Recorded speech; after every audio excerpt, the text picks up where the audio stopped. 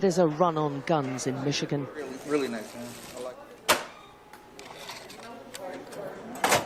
And many are first-time buyers. They've gone back to the classroom to learn and into the shooting ranges because of fears of civil unrest. Amen! Fire!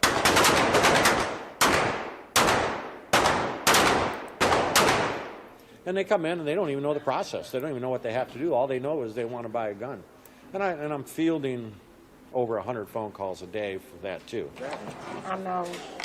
Some believe the bigger, the better. Others want guns they can hide in their handbags.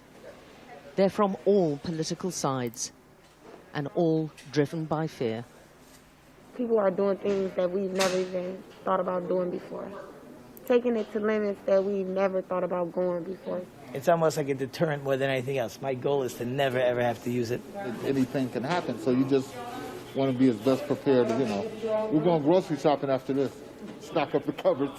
Stock up the cupboards. Stockpiling food. Well, not stockpiling, but just being comfortable just in case. Dropping all signature on the back. They've been dropping off their early votes amidst a legal battle about allowing guns at the polls on Election Day. My concern is for our seniors who are going to come out to vote on the 3rd and have to worry about seeing a bunch of people outside with guns. Get out and vote!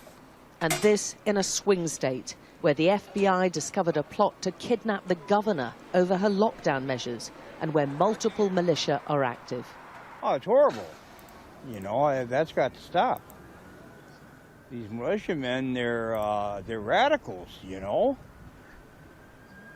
They consider them domestic terrorists, and they should be jailed. I hope we can catch them and put them in jail. Whatever the Election Day outcome, America has a terror problem. That toxic view of politics has been imported to our state. And it's homegrown. There's a ladder of escalation that, frankly, as a former CIA officer, I used to watch in terrorist groups abroad.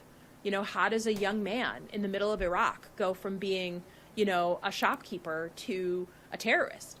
Well, there's a ladder of escalation, and I never thought that I would be using those skills to watch extremism in my own country. And there are multiple armed groups. Take the Boogaloo Boys, highly suspicious of the authorities and the media, but who agreed to meet us in North Michigan. They say they're not supremacists, just fighting government tyranny.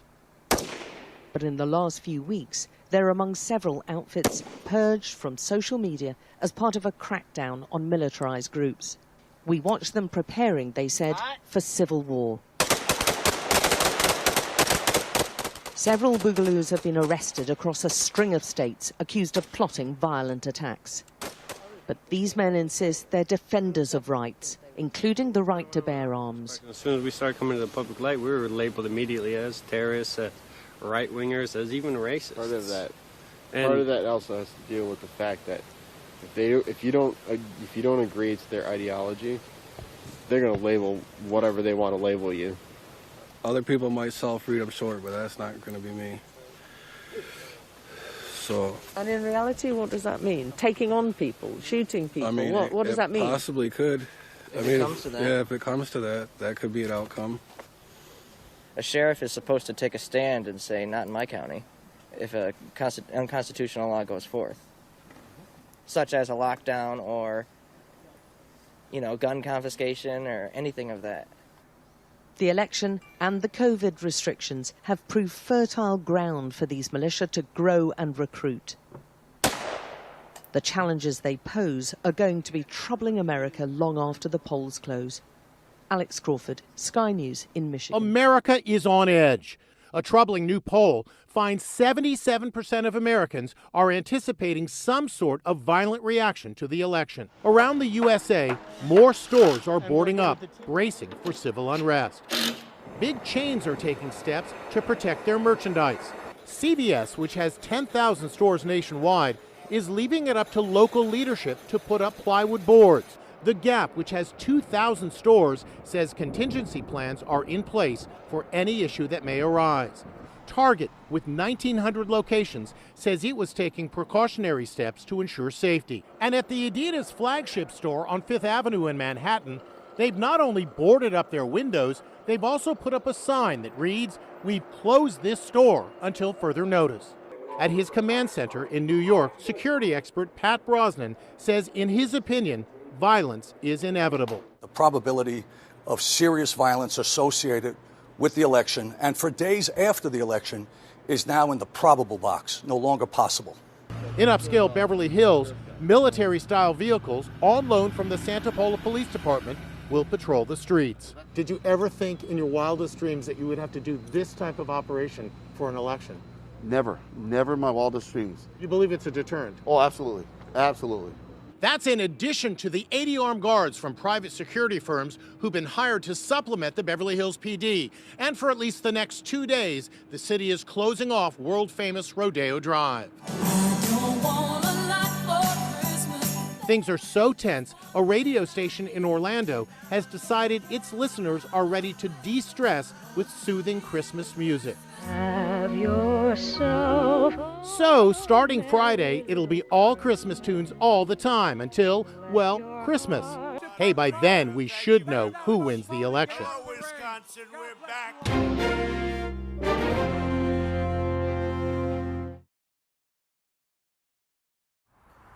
All right, Shalom. Call Halal Yahweh, Bahashim Yahushua, Bahashim Rawchaa Kodash. Double honors to the apostles and elders of Great Millstone who rule well, and sincere salutations to you, Akim and Ahmath around the four corners of the globe, believing and pushing this truth in all sincerity. May the blessing of election be upon your houses. This is your fellow servant, Rawchaa, from the GMS Orlando camp. Tonight's lesson is going to be entitled, We have the bird's eye view. All right, and I have the definition of bird's eye view here from Google, and it reads, a general view from above, or as if from above. All right, and here in these latter days, we have the bird's eye view of not only America's destiny, but this whole election madness as well. All right, and it's all through way of prophecy. All right, which is given to us from above. All right, from Yahweh Bashim Yahushua. All right, and the Lord has given us the bird's eye view of this whole layout. All right, everything that's going to happen here in America, Babylon the Great. Okay, we know what's going to happen. We just don't necessarily know the how. You know how things are going to play itself out. But nevertheless, we know what's going to happen, and we know the end game. All right, and we know that no matter how this election plays itself out, whether Joe Biden wins or DJ Trump wins, it's all going to lead to the fulfillment of prophecy. All right, namely the fulfillment of 2nd Ezra, the 15th chapter of sedition among men, and Isaiah, the 19th chapter of Egyptian going against Egyptian, which Lord's willing we'll be able to grab later on. But before we grab those, let's start here in Habakkuk, the 2nd chapter. All right, because we're able to see these things by the vision that the Lord left behind. All right, because you have to remember that these prophecies were given to the prophets of old by way of visions. All right, and they wrote the visions that the Lord sent upon them down upon the scrolls, which were for us here in these latter days to have the bird's eye view of what's going on in this kingdom, what's going on in this latter kingdom, America, Babylon the Great. All right, but this is Habakkuk chapter 2. We're gonna start at verse 1. All right, and it reads, I will stand upon my watch and set me upon the tower, and will watch to see what he will say unto me, and what I shall answer when I am reproved. And the Lord Yahweh, Bashim Yahushua, answered me and said, write the vision and make it plain upon tables. All right, and the vision, once again, is speaking about the prophecies. All right, and when it says make it plain upon tables, meaning write it in the scrolls, write it in a book, all right, which we call today the Bible. All right, it says, and the Lord Yahweh Bashim Yahushua answered me and said, write the vision of the prophecy and make it plain upon tables, that he may run that readeth it. Right. And the only ones who are going to run when they read these visions from the prophets of old is those who are predestined to have the eyes to see and the ears to hear this truth. All right, those who are predestined to have that bird's eye view. All right, because upon reading these visions that the Lord sent upon the prophets of old, it should lead you to run to repentance, man. Seeing the judgment and the calamity that the Lord has proclaimed upon this world, man. All right, namely Babylon the Great, America, Babylon the Great, and 2/3 of our people. All right, when you read this, it should make you run to repentance, man. Run to fulfill the will of the Heavenly Father, man. All right? But it says, write the vision and make it plain upon tables that he may run that readeth it. For the vision is yet for an appointed time, but at the end it shall speak and not lie. Though it tarry, wait for it, because it will surely come. It will not tarry.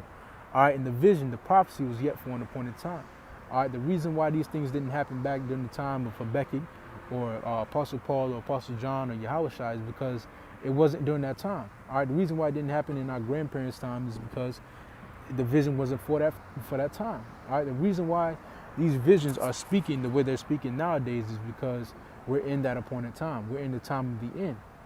All right, that's why we're seeing prophecy come to pass at such a rapid rate. All right, at such the rapid rate that it's coming to pass, because we're living in that appointed time. It says, for the vision is yet for an appointed time, but at the end it shall speak and not lie. All right, that lets you know that we're at the end. Seeing these things are coming to pass the way they're coming to pass and how fast they're coming to pass, it should let you know that we're living in the time of the end. All right, it says, though it tarry, wait for it, because it will surely come and will not tarry. All right, and these visions are surely coming, man. All right, they're not tarrying. All right, the Lord is not holding his tongue no more concerning the wickedness that's upon this earth. The Lord is beginning to bring the past prophecy, bring the past judgment. All right, and without this vision, if you're unable to see this vision, then you're going to perish alongside with the world, man. All right, let's get Proverbs 29:18. Where there is no vision, the people perish, but he that keepeth the law, happy is he. All right, and without this bird's eye view, you're going to perish, man. All right, and 2/3 of our people are already predestined to not have this bird's eye view. All right, 2/3 of our people are predestined to be blinded. All right, but for those of us who the Lord has given the eyes to see, you know, we have the vision. All right, we have the way out of destruction and peril. You know, we're able to see that no matter how things play out here in America, Babylon the Great, it's all going to lead to one outcome, which is America's destruction. All right, it's all going to lead to one outcome: 200,000 missiles being brought upon America, Babylon the Great, and the Lord Yahushua overtaking all kingdoms on this earth. That's what it's all going to lead out to. All right, one outcome. All right, and that's according to the vision. That's according to our bird's eye view. You know. But let's go ahead and get these prophecies and close out. All right, because as you've seen in the videos before this, things are getting set in place to fulfill this prophecy of sedition among men. All right, racial tensions are rising, tensions in general are rising. All right, especially due to this whole election madness. All right, and people are ready to pop off. All right, especially Esau Edom. All right, here on one side you have Esau Edom saying if Joe Biden wins, they coming for Jake. All right, and then you have Jake on the other hand saying if Trump wins, they coming for Esau, you know, which also goes to fulfillment of Genesis the 49th chapter. You know, who shall rouse Judah up, man? All right, Judah is a crossed line. All right, and who shall rouse him up? All right, and Judah's being roused up here in these latter days, man. You know, and the Lord is using this whole election madness to do it. All right, so everything is fulfilling prophecy. All right, everything that we see happening upon this earth is fulfilling prophecy one way or the other. All right, and right now what we're seeing is the fulfillment or the setup for the fulfillment of 2nd Esdras 15 and verse 14. Let's start at verse 14. It says, let me see. It says, woe to the world and them that dwell therein. Woe meaning death and destruction. All right, for the sword and the destruction draweth nigh, and one people shall stand up and fight against another, and swords in their hands, race wars. All right, one people against another, with swords in their hands, and a modern day sword is the gun, all right, or any killing instrument. It says, for there shall be sedition among men, and invading one another. They shall not regard their kings nor princes, and the course of their actions shall stand in their power. All right, and we're coming into that point where this sedition among men is going to be a reality pretty soon. All right, and they're not going to regard their kings nor princes, their governors, all right, their mayors, their presidents. They ain't going to want to hear what they got to say anymore, man. You know, whatever they want to do is what they're going to do. If they want to rob and loot, they're going to rob and loot. If they want to kill them, some Negroes, Latinos, and American Indians, they're going to kill some Negroes, Latinos, and American Indians. Whatever they want to do is going to be in the course of their actions. It's going to be in the course of their hands. All right, in the strength of their hands. All right. It says, for there shall be sedition among men and invading one another, They shall not regard their kings nor princes, and the course of their action shall stand in their power. A man shall desire to go into a city and shall not be able. And this whole sedition among men, when these different race riots pop out due to the outcome of the election, it's going to lead to martial law. All right, because Esau is going to be justified in bringing that order out of chaos.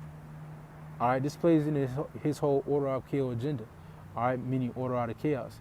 All right, he's going to bring the chaos from this whole election. All right, sit back and watch the reaction.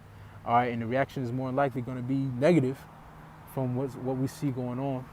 You know, it's more likely going to lead to a race riot, which is going to justify Esau Edom and coming down, you know, and enforcing martial law. You know, which is another fulfillment of prophecy. All right, it says, a man shall desire to go into a city and shall not be able, for because of their pride the city shall be troubled, the houses shall be destroyed, and men shall be afraid. A man shall have no pity upon his neighbor, but shall destroy their houses with the sword, and spoil their goods because of the lack of bread, and for great tribulation. All right, let's go ahead and grab Isaiah 19. And let's see. Start at verse 1. The burden of Egypt. Behold, the Lord Yahweh by Hashem Yahushai rideth upon a swift cloud, a chariot, all right, a so-called UFO. All right, and when it says the burden of Egypt, the modern day Egypt is America, Babylon the Great. All right, the modern day slavery for these so-called Negroes, Latinos, and American Indians, the Israelites. All right, because the scriptures liken America, Babylon the Great, into spiritual Egypt, Sodom, and Gomorrah. All right, so it says the burden of Egypt. Behold, the Lord Yahweh by Hashem Yahushai rideth upon a swift cloud, and shall come into Egypt, and the idols of Egypt shall be moved at his presence, and the heart of Egypt shall melt in the midst of it. And I will set the Egyptians against the Egyptians, the Americans against Americans, and they shall fight every one against his brother, and every one against his neighbor, city against city, and kingdom against kingdom. And guess what? We're seeing that brewing up here right now as we speak. All right, this is this isn't even a distant reality. It is reality. All right, people are taking up arms right now. All right, the NFAC, these different Proud Boys, the different Edomite militia groups, these different Jake militia groups, they're all arming themselves up, gearing themselves up to go against one another. All right, city against city, neighbor against neighbor. All right, it says, and the spirit of Egypt shall fail in the midst thereof. And guess what? This spirit of Babylon is failing, man. All right, the morale here is dead. The spirit here is dead, man. All right, there is no more mirth, no more joy here in America because people see that there's no hope here. All right, people are starting to be to wake up to reality. All right, and they're starting to see that the reality sucks, man. You know, reality sucks under the rule of the so-called white man. All right, the Edomite. All right, it says, and I will destroy the counsel thereof, and they shall seek to the idols and to the charmers and to them that have familiar spirits and the wizards. And the Egyptians will I give over to the hand of a cruel lord, and a fierce king shall rule over them, saith the Lord of hosts. All right, and this is what we're seeing here in our day and age. All right, this is the reality of the situation. All right, pretty soon here, Egyptian is going to be against Egyptian, American against American. All right, all out sedition.